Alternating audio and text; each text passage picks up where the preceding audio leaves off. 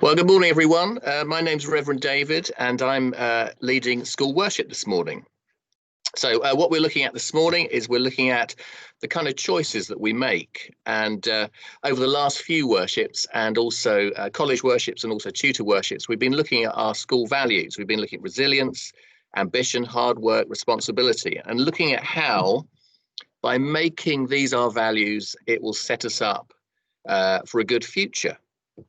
So, of course, that is all dependent on whether you choose them or not, which is why this morning we're looking about the choices we make in relation to those values. So the Bible verse is, it takes wisdom to build a house and understanding to set it on a firm foundation. And that's Proverbs chapter 24. So the idea being that if you're going to build a house with any old plans and in any old place, you need to get an architect in place, you need to get skilled builders, and you need to put it on a firm foundation. You're building a house, it needs lots of planning and lots of good choices.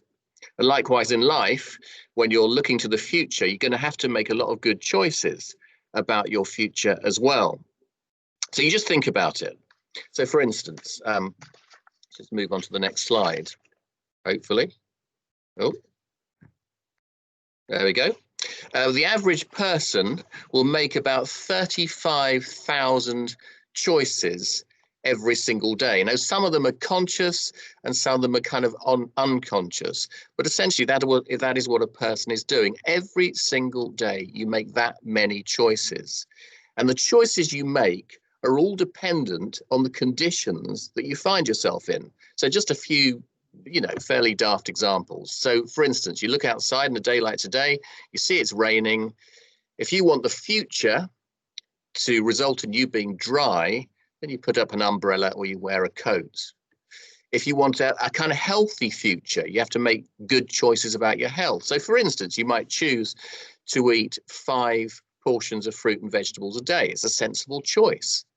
And if you want to get a bus, I don't know, from Eastbourne to Brighton, you need to look at the timetable and you need to make a choice about what time you go and what bus you catch, so you get there on time. These are all sensible choices to make, all depending on the conditions you find yourself in.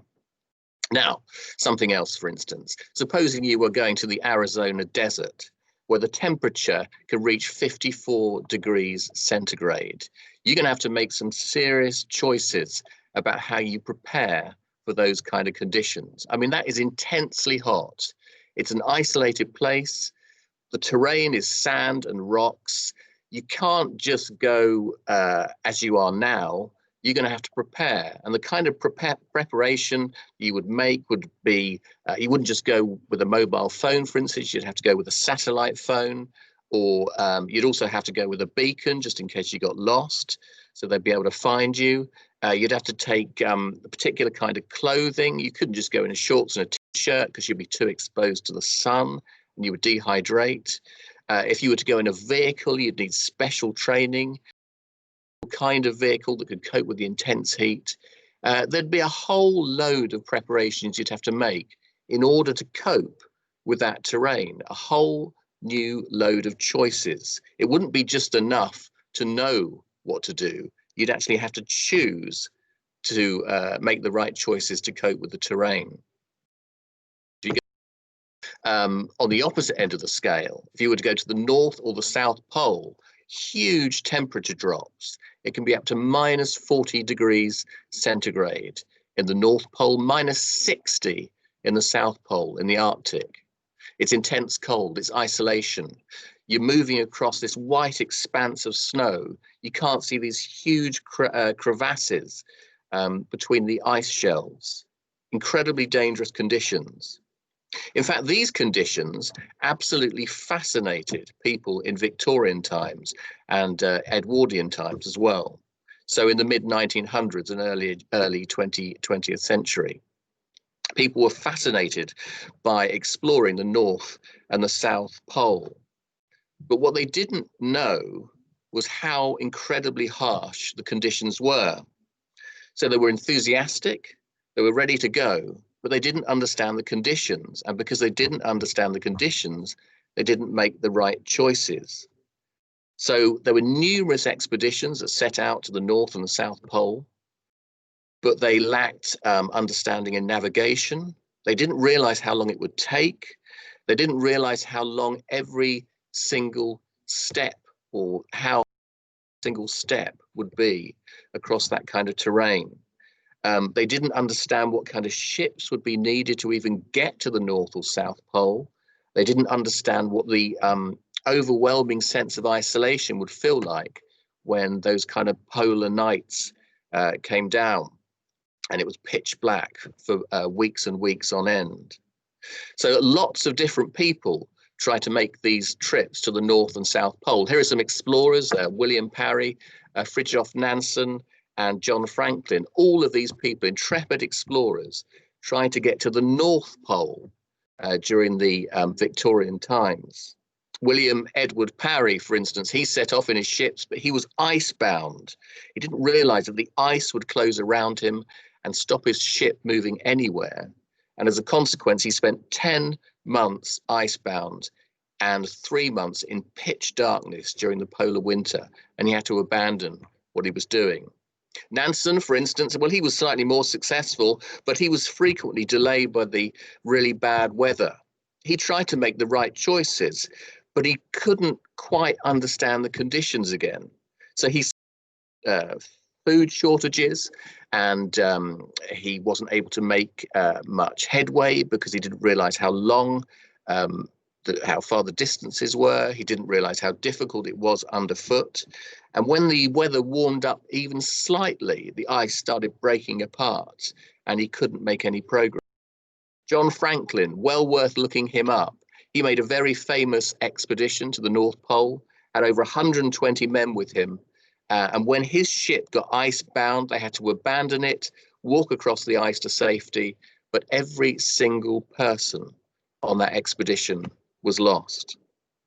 So the problem was the conditions and the choices made in those conditions. People didn't understand the choices they had to make in order to reach their goals. That's until you end up with someone like Roald Amundsen. Now, Roald Amundsen was the first person to get to the South Pole on foot. And he was up against someone called Robert Scott, famous Englishman. And the two of them were in a race to get to the South Pole. Now, Robert Scott got there, but he got there behind Roald Amundsen. Roald Amundsen made it to the South Pole and got back. Got to the South Pole 33 days after Amundsen and never returned. And the reason Amundsen got there was two things. He understood the conditions and he made the right choices.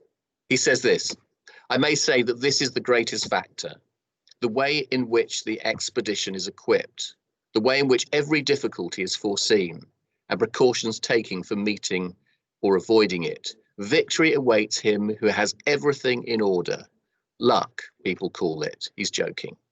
"Defeat is certain for him who has neglected to take the necessary precautions in time. This is called bad luck." But it wasn't good luck or bad luck. It was planning and making the right choices. These were incredibly difficult conditions, but Roald Amundsen put the hours and days and weeks and years in preparing so he could get there and get back and be the first person to reach the South Pole on foot. You know, for instance, he trialed the kind of footwear that he would need to wear for about 2.5 years, so he got it exactly right. He tested how he could get there in the quickest possible time. He realized that he would have to use dogs pulling sleighs to get him there. Scott, for instance, thought he could use horses and ponies, but they couldn't cope with the conditions. Amundsen had a very tight-knit group of men with him, all of which he got on well with, all of which he'd hand chosen, all of which were highly skilled in their particular area. So that's why Roald Amundsen got there first. He understood the conditions. He realized that the future is now. He realized that if you're going to make any kind of headway in your future ambition, the planning starts now. And if you plan now and you understand the conditions now and you make the right choices now, that means you get to the future that you hope for. So Amundsen understood the conditions he was heading into. He prepared, he made all the right choices, he understood the conditions before he even left. And that's why he was the first person to reach the South Pole. So what about us? We have choices to make. We head into the future hoping that we will make the right choices. But it can be more than a hope, which is why we have chosen ambitious, hardworking, resilient, and responsible for our values. Just think about Amundsen. He was ambitious. He wanted to get to the South Pole. He was hardworking, which is why he put months and years into preparing his team and preparing the clothing he wore, the boots he wore, choosing the team he went with. He was hardworking in his preparation. He was resilient because even when he was out there, it was freezing cold and incredibly dangerous.